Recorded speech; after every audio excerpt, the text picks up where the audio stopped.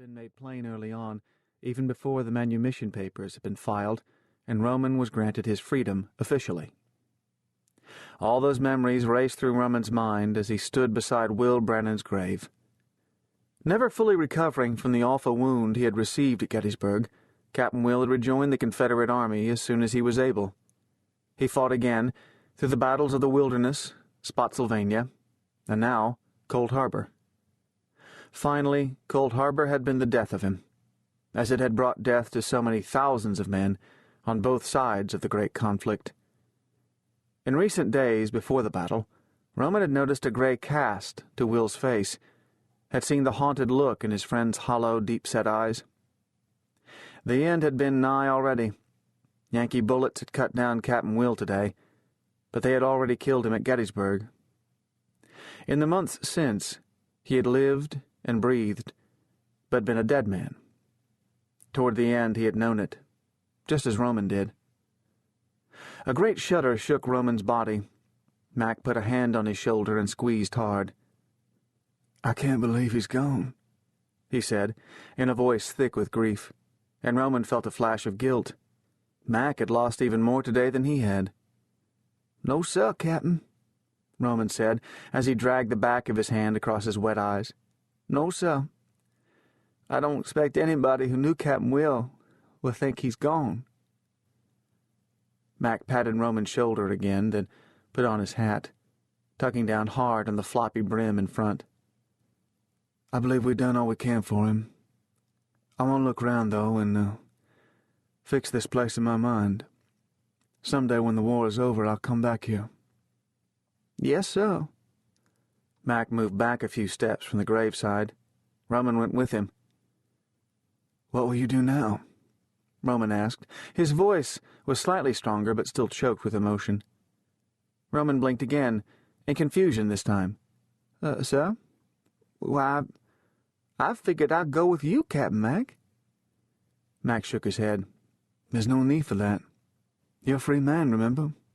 You can go wherever you want." "I don't know as I want to go anywhere else," Roman said honestly. "I never give it much thought." In the wan light from the moon and stars that washed over the battlefield, Mac smiled. "You'd better start thinking about it. You're going to be free the rest of your life, Roman. That's a long time. What do you want to do with yourself?" Captain Mac might as well have been talking some foreign language, Roman thought, or some forgotten tongue no longer understood. Do with himself? How did he know what he wanted to do with himself? He'd had his moments of dreaming, of course. He supposed everybody did, even slaves. He was good at carving chess pieces and other things out of wood, and he enjoyed it. But he reckoned a fellow couldn't spend his life whittling. There had to be more to it than that, but what? "Captain Mac, I just don't know. Some of the men in Fitzhugh Lee's cavalry have brought their, servants with them." Servants, not slaves, but that's what they were, of course. "I've always ridden alone, though," Mac went on. "You're a good man, Roman, and I'd be proud to have you with me, but, your place isn't here." Roman wiped away the last of his tears. "I reckon I could go back to Culpeper County. That's home to me. Always has been."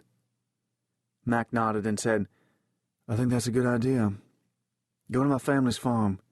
I know they'd be happy to take you in, and I'm sure they could use a good hand."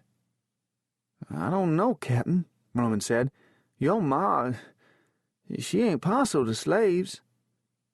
"You're not a slave anymore," Mac pointed out. "I expect she's even less fond of colored folk who've been freed. She didn't want Captain Will to manumit me." "That's all in the past. And to tell you the truth, Roman, you'd be doing me a favor by going there. I'm not sure what's happening on the farm with Henry and Titus, but considering the hard feelings between them, Mac shrugged. "Well, like I said before, I'm sure they can use the help." "If you really think it best, Captain, I reckon I can go there." "Thanks, Roman." Mac put out his hand. Just like his brother, he had never considered himself too good to shake hands with the black man. Roman returned the firm grip. "You know, Mac went on. "We'll never would have made it back from Pennsylvania without your help, Roman." "He was my friend," Roman said. "Best friend I ever had, I reckon." Deciding to go to Culpeper County and actually getting there were two different things, Roman discovered. It was at least 100 miles from Cold Harbor, northeast of Richmond, to the town of Culpeper, far to the northwest of the Confederate capital and within sight of the great spine of the Blue Ridge Mountains. The only way to get there was on foot. Roman had no horse, and the Confederate cavalry couldn't spare one.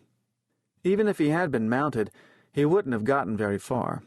The horse would have been confiscated, and there was a good chance he would have been shot as a horse thief. So he would have to walk back home.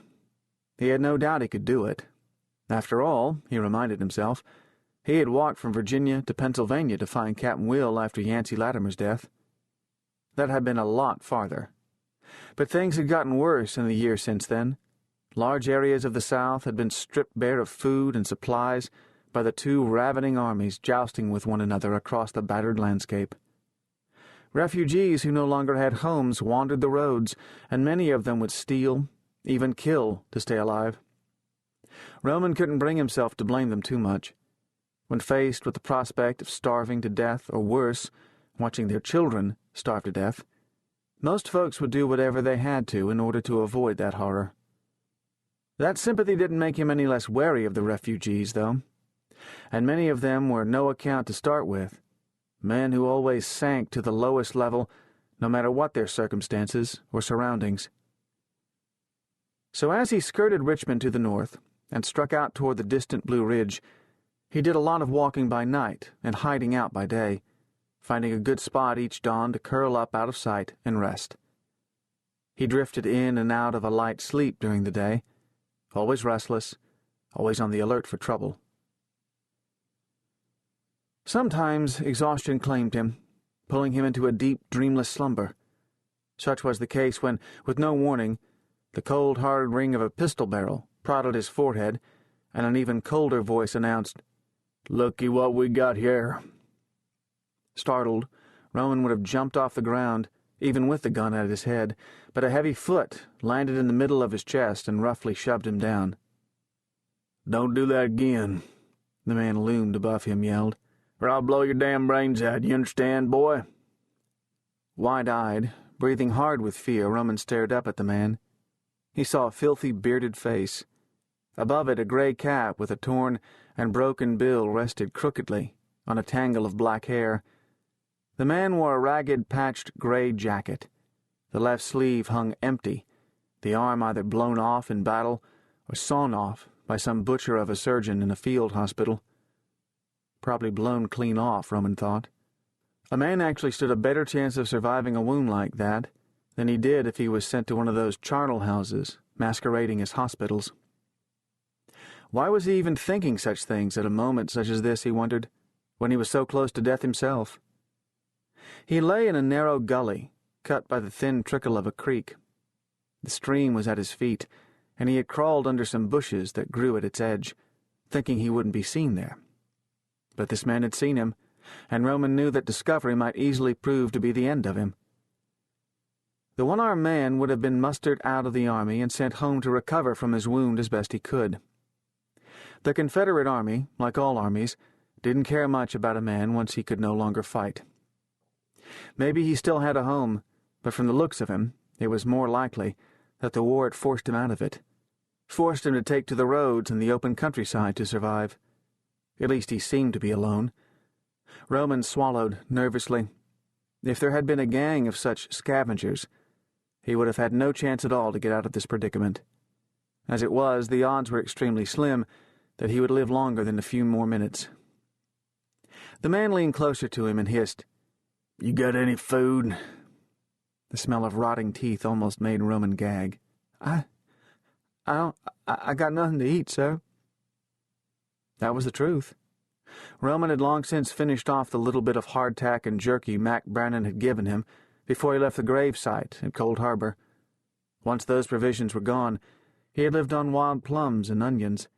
He was so hungry he had forgotten what it was like to have even a half-full belly.